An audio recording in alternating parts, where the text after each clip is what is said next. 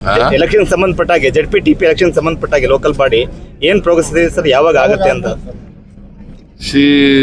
ಈಗ ಕೋರ್ಟ್ ಮುಂದೆ ಇದೆ. ಕೋರ್ಟ್ನವರು ಯಾವಾಗ ಹೇಳ್ತಾರೆ ಅವಾಗ ಮಾಡಕ್ ನಾವು ತಯಾರಾಗಿದ್ದೀವಿ ಮಾಡಕ್ಕೆ.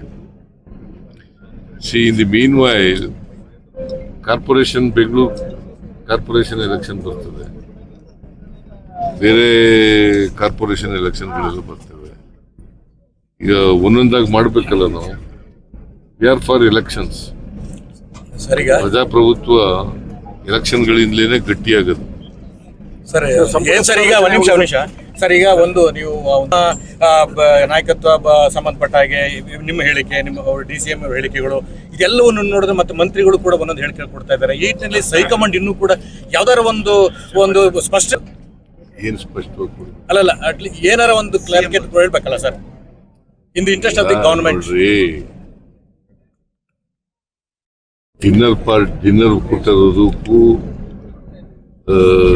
ರಾಜಕೀಯಕ್ಕೂ ಸಂಬಂಧ ಇಲ್ಲ.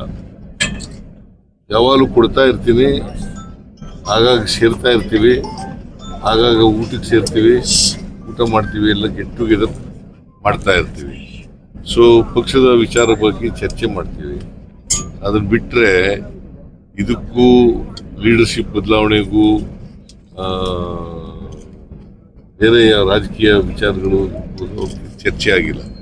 ಹೈಕಮಾಂಡ್ ಕೂಡ ಇದ್ರ ಬಗ್ಗೆ ಎಲ್ಲೋ ಮೌನ ವಹಿಸಿದೆ ಅನ್ಸುತ್ತೆ. ಹೈಕಮಾಂಡ್ ಈಗ they are concentrating on Bihar election. ಆಮೇಲೆ ನೋಡೋಣ ಅದನ್ನ ಏನ್ ಹೇಳ್ತಾರೆ ಹೈಕಮಾಂಡ್ನವ್ರು, ಏನ್ ಹೇಳ್ತಾರೆ ಪದೇ ಪದೇ ನವೆಂಬರ್ ಕ್ರಾಂತಿಯಿಂದ ಚರ್ಚೆ ಆಗುತ್ತಲ್ಲ ಸರ್? ಯಾವ ಕ್ರಾಂತಿನೂ